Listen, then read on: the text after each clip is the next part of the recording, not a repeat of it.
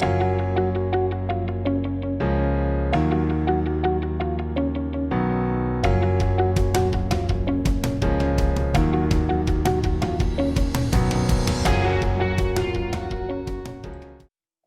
everybody. I am so excited to start this new series with you titled AP Support Groups. If we've never met, I'm Mr. Chow, and I'm an AP biology teacher who's just passionate about helping students succeed in school. And some of you are like, well, I'm not in an AP class. Well, this isn't just for the AP test. This is really good test taking skills for any student who just wants to learn with us. So over the next 5 weeks, we're going to be discussing some real stuff in terms of how can you do well on a big test.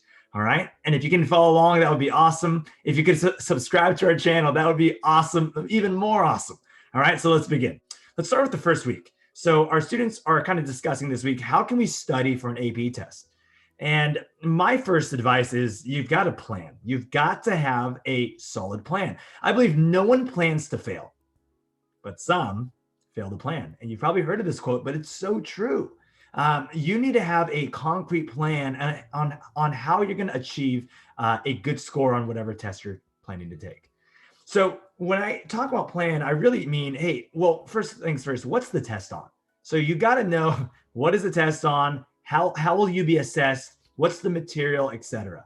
There's something that I never knew in high school called the AP course description. If you haven't already, go to Google, type in AP course description, and then type in the class that you're taking. And then you'll see from College Board kind of a list of concepts of everything that they can ask you. Now, it gets overwhelming because if you look at it, it's usually like 100 or 200 pages and you're like, well, I don't even know where to begin. So usually any AP class is modeled after the AP course description. All right. So once again, if you want to see straight from College Board what they're going to be asking you on a test, there it is. All right. Next, what's your timeline? So we're about 8 weeks out from my test, the AP biology test for my students. But what's your timeline? Maybe you're watching this with a week left. So everyone's timeline is a little bit different, but there's no better advice than to start early. The earlier start, the better. Why? Because you just have more time and it's more about quality versus quantity. Okay. Next, how will you accomplish your goal?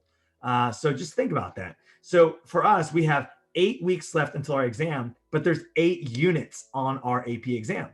So if you just do the sheer math, 1 unit a week would be a great strategy for students to achieve a good score on this test that's coming up. Do not wait for the last moment. And then finally, what concepts do you need? And just in general, how will you do it? Okay, so at the end of the day, take a look at what's actually going to be tested and what's not, and then focus on what's going to be tested. Number 2, it's all about strategy. You've got to have a strategy, and everyone's got a different strategy, and I'm going to share mine openly. But if it doesn't work for you, then find what works for you. I would say number 1, work smarter and not harder. Now, that does not mean you should not study. Hard work is simply hard work. Like there's no way around it. No one just gets lucky and then all of a sudden like they get a good score on a test. Okay. It usually comes from a lot of hard work.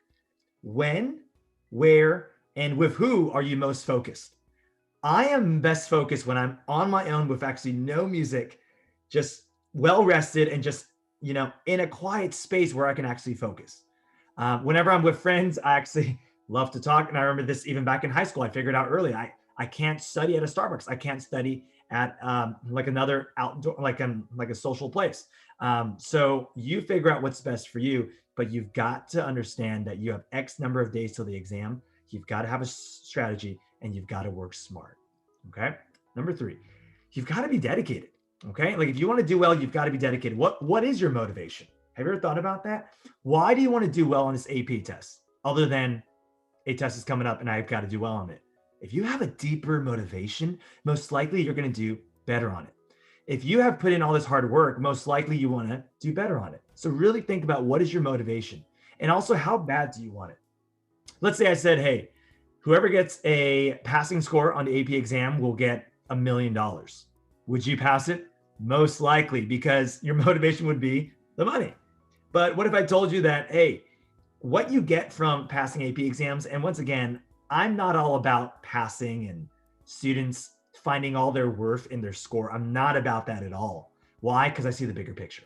I understand that AP tests are hard. And I understand that if you dedicate yourself to something and you achieve at it, You're going to understand that hard work pays off and you're going to keep going. What's greater than $1 million is, once again, great habits at a young age for you to understand that if you try hard enough, you can actually get it.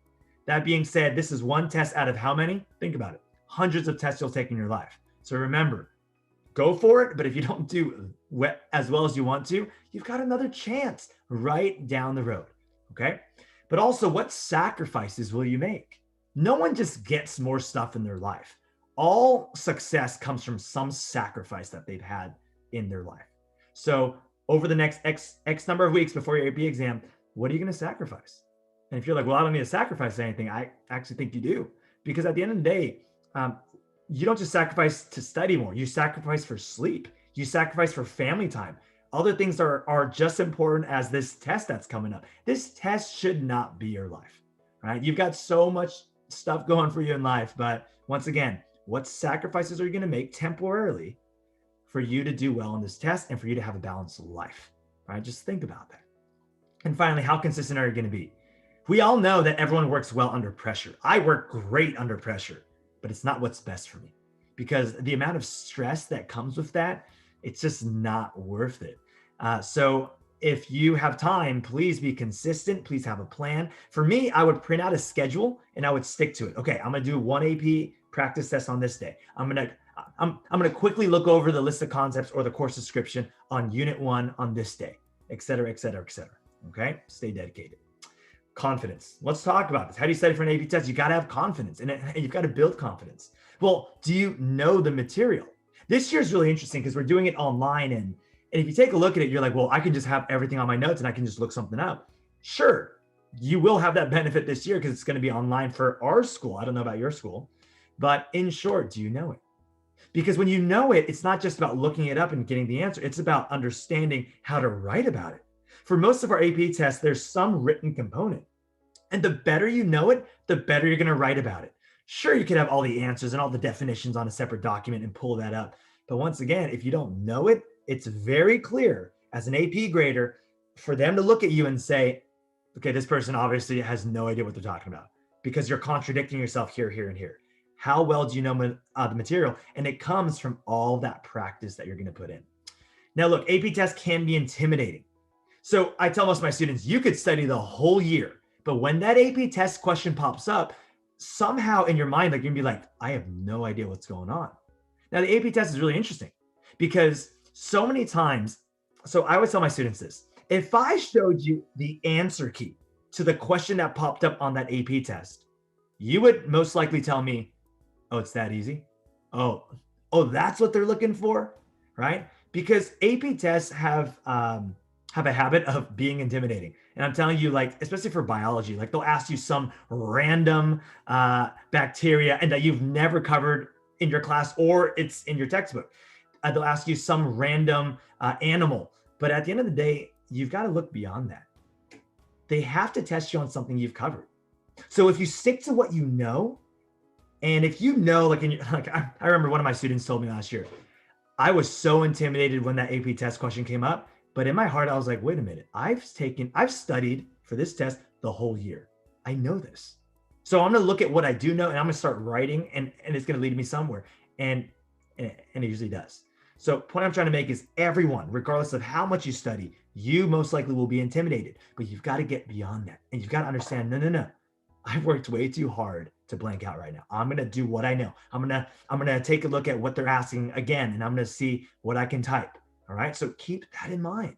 Preparation is where the confidence will come. So that's why those who put in the time from now till the AP exam, your confidence is going to skyrocket. How much work have you put in?